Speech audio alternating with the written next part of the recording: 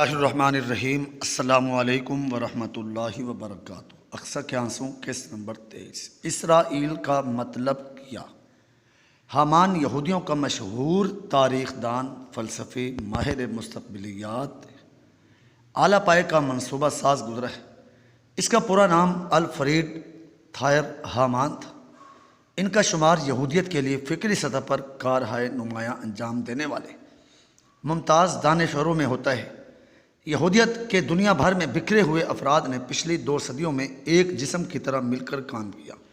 بالکل ایسے جیسے مسلمانوں کو ان کے پاک نبی صلی اللہ علیہ وسلم نے حکم دیا تھا۔ یعنی جس طرح دماغ بہتر سوچ پیش کرتا ہے، دل اس پر پوری ہمت و قوت سے فیصلہ کرتا ہے، اور جسم کے اعصاب و اعضاء اس پر پوری ہی تندہی سے عمل کرتے ہیں، تو انسان مطلب تک جلد اور بسہولت بلکہ بالیقین پہنچ جاتا ہے۔ اسی طرح اگر کسی قوم یعنی امت مسلمہ کا ہر فرد ایک مجتمع قوم کا فرد ہے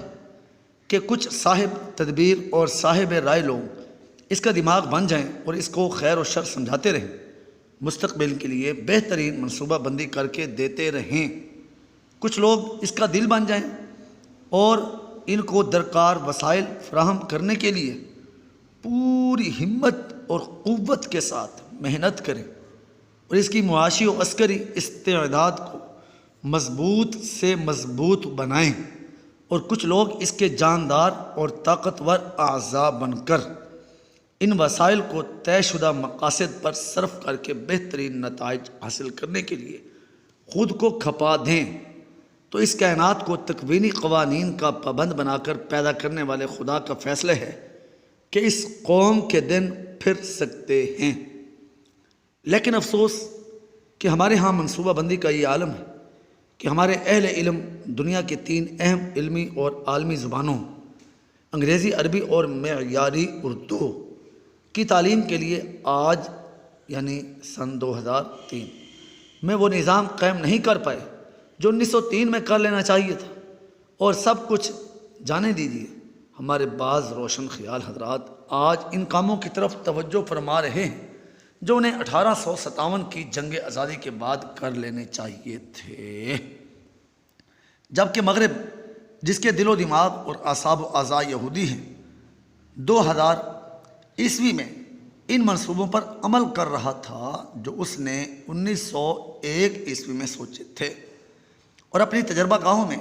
ان منصوبوں پر تجربے کر رہا ہے جو اس نے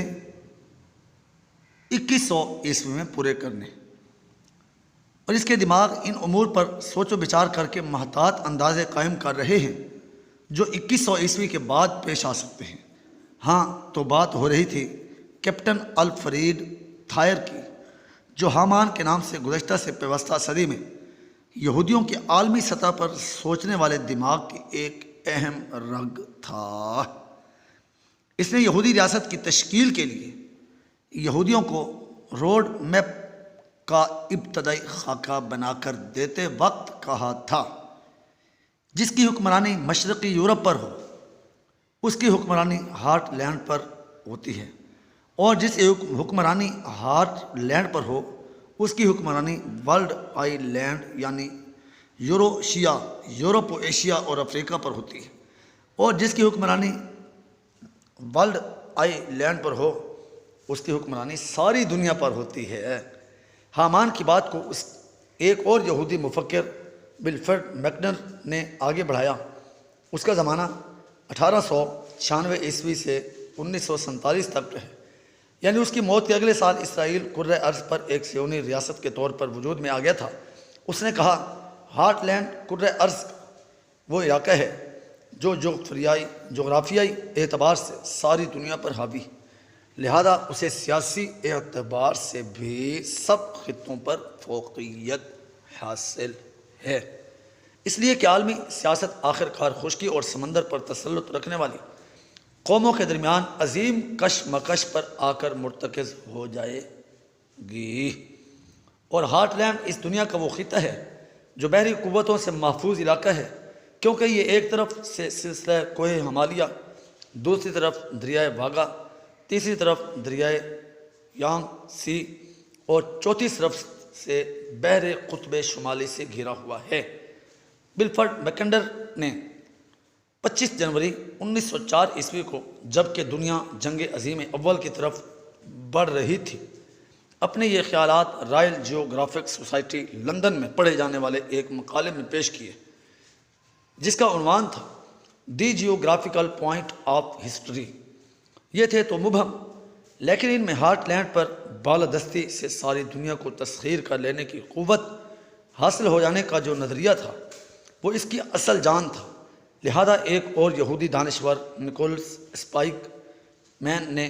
آگے بڑھ کر اس ابہام کو دور کیا اور ان نظریات میں جزوی ترمیم کرتے ہوئے میکنڈر کے متعین کردہ ہارٹ لینڈ کی حدود کے ملحق حصے کو دنیا کا اہم ترین علاقہ قرار دیتے ہوئے رم لینڈ کا نظریہ پیش کیا اور اس کے لیے 30-40 کی اصطلاح وضع کی، یعنی روئے زمین کا وہ حصہ جو 130-40 درجہ عرض البلد کے درمیان ہے۔ اس نے یہودیوں کے لیے ایک مختصر لاہ عمل وضع کیا، جو رم لینڈ پر قابض ہوگا وہ یوروشیا اور افریقہ پر، یعنی یورپ و ایشیا اور افریقہ پر قابض ہوگا، اور جو ان دونوں پر تسلط حاصل کر لے گا وہ بلا شرکت غیر ساری دنیا پر حکمرانی کرے گا۔ ایک یہودی دانشور آرنلڈ ڈائی نے بات کو طول کر یوں بیان کیا: انسانی معاملات کے مرکز کشش کا نقطہ اتحاد امریکہ اور یورپ کے مشرق اور ہندوستان اور چین کے مغرب کے بیچوں بیچ جگہ ہے، جو بابل کے نواح میں جزیرہ نما عرب و افریقہ کے اس پار عہد قدیم کا مقام میں نقل و حمل ہے۔ یہ کم و بیش وہی بات تھی جو عالم اسرائیلی ریاست کے اولین خاکہ میں کہی گئی تھی۔ لہذا یہودی بڑوں نے اس پر اتفاق کر لیا کہ دنیا کے سب سے بڑے جزیرے یوروشیا، یعنی یورپ و ایشیا اور افریقہ کے مرکز پر تسلط کا حصول کسی قوت کو ساری دنیا میں ناقابل تسخیر بنا دے گا۔ چنانچہ ان یہودی دانشوروں کی طرف سے یہ خیالات پیش کیے جانے کے بعد چند دہائیاں نہ گزری تھیں کہ مئی 1948 عیسوی میں ایک گرم رات میں یہودی ایک صہیونی ریاست کے قیام کا جشن منا رہے۔ نہیں کہا جا سکتا کہ یہ خیالات اسرائیل کے قیام کا اعلان تھے یا اسرائیل کا قیام ان نظریات کی عملی تعبیر۔ بہرحال حقیقت یہ ہے کہ ہوا وہی جو ان لوگوں نے کہا تھا، اور اب تک چونکہ ان کے طویل میعاد پر مشتمل منصوبے کامیابی سے مکمل ہوتے چلے آئے ہیں، اس لیے اگر کوئی اسرائیل کا مطلب اور اس کی حقیقت جاننا چاہتا ہے تو اسے انہی یہودی دانشوروں کے نظریات کا کھوج لگانا پڑے گا اور ان پر تہ در تہ پڑی ہوئی پرتوں کو ہٹا کر باریک بینی سے یہودیت، اس کی نفسیات، طریقہ کار اور مستقبل قریب و بعید میں ان کے مقاصد کا مطالعہ کرنا پڑے گا۔ تو آئیے جناب کچھ وقت یہودیت کے صنم خانے میں گزارتے ہیں۔ قیام اسرائیل کے بعد ابراہام اسحاق نامی یہودی کو اسرائیل کا رب اعظم منتخب کیا گیا۔ یہ شخص بیک وقت ہبر یعنی عالم بھی تھا اور راہب یعنی روحانی پیشوا بھی۔ اسے یہود کے ظاہری و باطنی علوم کا اپنے وقت کا سب سے بڑا ماہر اور بزرگ ترین روحانی پیشوا مانا جاتا تھا۔ اس نے اسرائیل کے تصور کو ان الفاظ میں واضح کیا: ارض اسرائیل کے تصور کو محض اپنی قومی وحدت قائم کرنے کا ذریعہ سمجھنا ایک بانجھ خیال ہے۔ ایسے خیالات میں اس قابل نہیں کہ انہیں ارض فلسطین اسرائیل کے تقدس سے نسبت دی جائے۔ ارض مقدس کو واپس ہونے کی امید یہودیت کی وہ بلا فصل ماخذ و منبع ہے جس سے اس کی انفرادیت برقرار ہے۔ نجات کی امید وہ طاقت ہے جو یہودیت کو انتظار میں باقی رکھتی ہے۔ ارض اسرائیل کی یہودیت ہی در حقیقت اصل نجات ہے۔ ارض اسرائیل کی یہودیت اور حقیقی نجات کی اصطلاحات کو آپ نہ سمجھ سکیں گے جب تک کہ اس کے پس منظر سے آگاہ نہ ہوں گے۔ دراصل جب یہودیوں کو اللہ تعالیٰ نے ان کی بدعمالیوں کی سزا دی اور وقفے سے بخت نصر اور ٹائٹس نے یروشلم کو تباہ، ہزاروں یہودیوں کو قتل اور ہزاروں کو جلا وطن کر دیا، تو کئی سال تک ذلیل و خوار رہنے کے بعد ان کو آخری مرتبہ معافی اور ہٹ دھرمی میں سے ایک چیز کا انتخاب کا اختیار ملا، اور وہ یہ آخری موقع تھا جب وہ اپنے گناہوں سے تائب ہو کر رب تعالیٰ کو راضی کر سکتے تھے۔ یہ موقع سیدنا حضرت عیسیٰ مسیح اللہ کی اطاعت اور ان کے ہاتھ پر توبہ کا تھا۔ ان سے کہا گیا تھا کہ اگر وہ گناہوں سے الگ ہو کر توبہ اور استغفار کر لیں گے تو اللہ تعالیٰ ان کی توبہ قبول کر لے گا،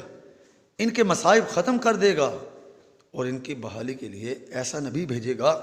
جو ان کا مسیح اور نجات دہندہ ہوگا۔ اس کی اطاعت کی برکتوں سے وہ مصیبتوں کے بھنور سے نکل جائیں گے۔ اس وقت سے ان کے نیک لوگ مسیح کی آمد کا انتظار کر رہے تھے،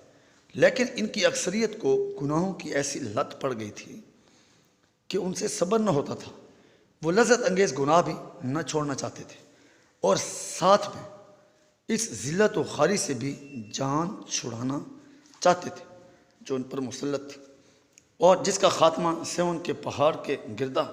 گرد قائم ہونے والی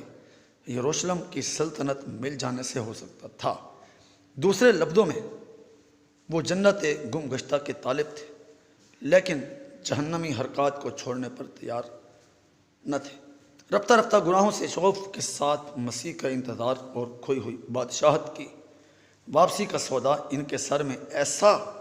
سما گیا کہ وہ ایک ہیجانی کیفیت میں مبتلا ہوتے چلے گئے۔ ان کے نام نہاد علماء سو اور جیلی پیر احبار و رہبان نے رحمان کو راضی کرنے کے ساتھ ساتھ شیطان کو خوش کرنے کی اس احمقانہ کوشش کو دینی رنگ دینے کے لیے اصلی تصور مسیح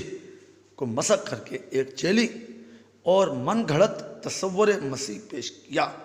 اور چونکہ اس جیلی تصور کی مقبولیت تورات اور زبور میں تعریف کیے بغیر ممکن نہ تھی، لہذا ان مقدس کتابوں میں قطع و برید شروع کر دی گئی۔ لذت پرستی کے اس دور جو مشرکانہ اور فاسدانہ خیالات ایجاد کیے تھے اور جنہیں شکم پرست مذہبی پیشواؤں کی محنت سے اللہ کے دین کی متوازی ایک دین کی شکل میں ڈھالا جا چکا تھا، وہ یہودیت کا جزو لازم بنا لیے گئے۔ اس کے مقابلے میں حقیقی اور انبیائی دین فاسد، باطل اور جعلی قرار پایا۔ اس موقع پر بنی اسرائیل کے علماء سو نے انبیاء بنی اسرائیل کے ساتھ وہ سلوک کیا جو آج کل کے دنیا پرست مولوی اور رسوم پرست عوام علماء حق کے ساتھ کرتے ہیں۔ ان جھوٹے روحانی پیشواؤں نے ان حرکات سے منع کرنے پر انبیاء کرام علیہم السلام اور منصف مزاج حق گو لوگوں کو قتل کرنے سے بھی دریغ نہ کیا۔ رفتہ رفتہ ایک ایسا دین وجود میں آ گیا جو حق و باطل کا ملغوبہ اور صحیح و فاسد کا معجون مرکب تھا۔ اس میں تصور مسیح کی بنیاد ان امور پر تھی کہ اللہ تعالیٰ یہودیوں کی مصیبتوں کے خاتمے اور ان کی سر بلندی کے لیے مسیح بھیجے گا۔ یہ مسیح ان کے موجودہ دین کی توثیق کرے گا جو اس میں موجود فاسد، باطلانہ اور مشرکانہ دین کی توثیق نہ کرے اور کسی اور دین یعنی حقیقی الہی مذہب کی طرف سے بلائے، وہ جھوٹا مسیح دجال ہے اور قابل گردن زنی ہے۔ چنانچہ خود ساختہ تصور مسیح کے تحت اصل مسیح معاذ اللہ جھوٹے اور یہودیوں کے دشمن اور ان کے خاتمہ یہودیت کی خدمت قرار پایا۔ سچے مسیح حضرت عیسیٰ علیہ السلام کے آنے تک یہودی علماء اور ربیین اس باطل تصور کو یہود اس قدر راسخ کر دیا کہ حضرت یحییٰ علیہ السلام کی آمد سے پہلے ان کی دعوت کے لیے ہے،